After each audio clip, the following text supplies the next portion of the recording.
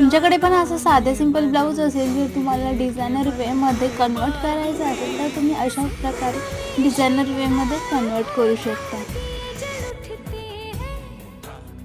ख्वाहिशों के और शरारतों